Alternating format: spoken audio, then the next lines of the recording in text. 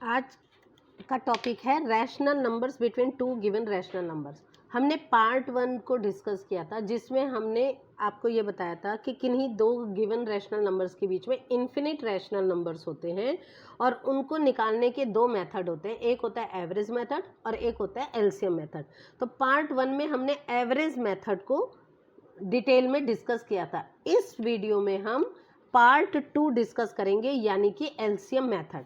अब LCM method में दो टाइप के क्वेश्चंस होते हैं। एक होता है वो रैशनल नंबर्स जिसमें डिनोमिनेटर सेम होता है, दूसरे वो क्वेश्चंस होते हैं जिनमें डिनोमिनेटर डिफरेंट होता है।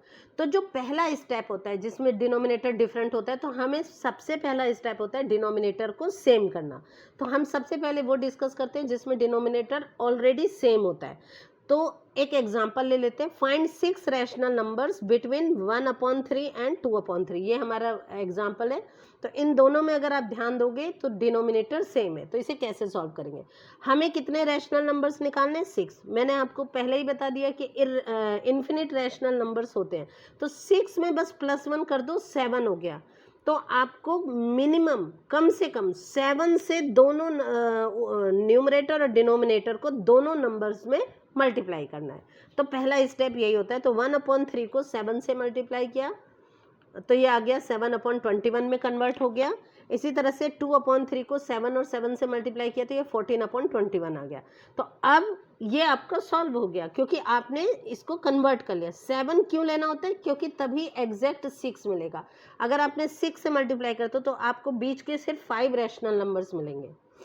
ठीक है, तो ये अब हमारा 7/21 और 14/21 आ गया। अब हम आंसर लिख लेंगे। 7 के और 14 के बीच के नंबर आ गए। 8/21, 9/21, 10/21, 11/21, 12/21 एंड 13/21। 1 2 3 4 5 6 एग्जैक्ट 6 रैशनल नंबर मिल गए। लेकिन अगर आप और कन्वीनियंट इसको करना चाहते हो तो ये जरूरी नहीं है कि आपको 7 से ही मल्टीप्लाई करना। 7 से बड़े किसी भी नंबर से मल्टीप्लाई कर सकते हो। तो सबसे आसान होता है 10 से मल्टीप्लाई करना, 100 से मल्टीप्लाई करना।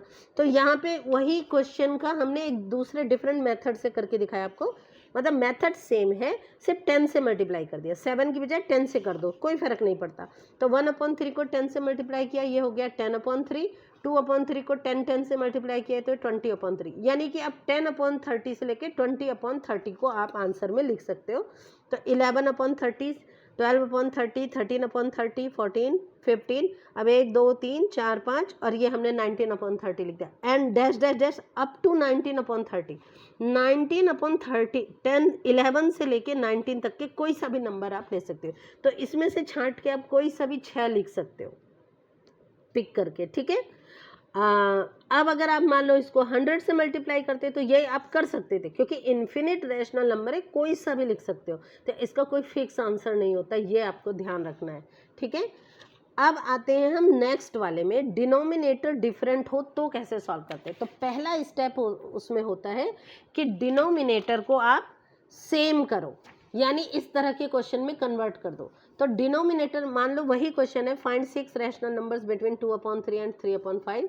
तो हमने सबसे पहले एलसीएम लिया और डिनोमिनेटर को सेम किया। एलसीएम है 3 और 5, एलसीएम लिया 3 और 5 का, वो आया आपका 15।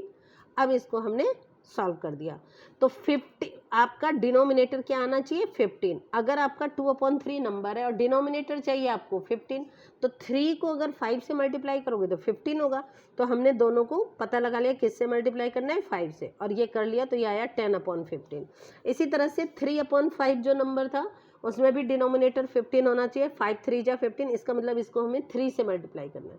3 से मल्टीप्लाई किया, ये आ गया 9/15। अब 9/15 और 10/15 ये आपका रैशनल नंबर आ गया। इसके बीच के 6 रैशनल नंबर, 6 रैशनल नंबर आपको निकालने हैं।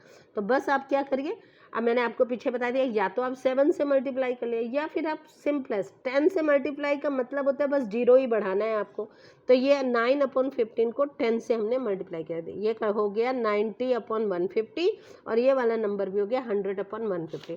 आपको पहचानना कैसे है कि भाई डिनोमिनेटर दोनों का सेम ही होगा। अब 91 से 90 और 100 के बीच में 91 से लेके 99 तक के नंबर्स आप यूज़ कर सकते हो। तो 91/150, 92/150, 93/150 डैश डैश डैश, ये सारे नंबर आप लिख सकते हो। इसमें से छांट के 6 आंसर में लिख लो, आपका आंसर आ जाएगा।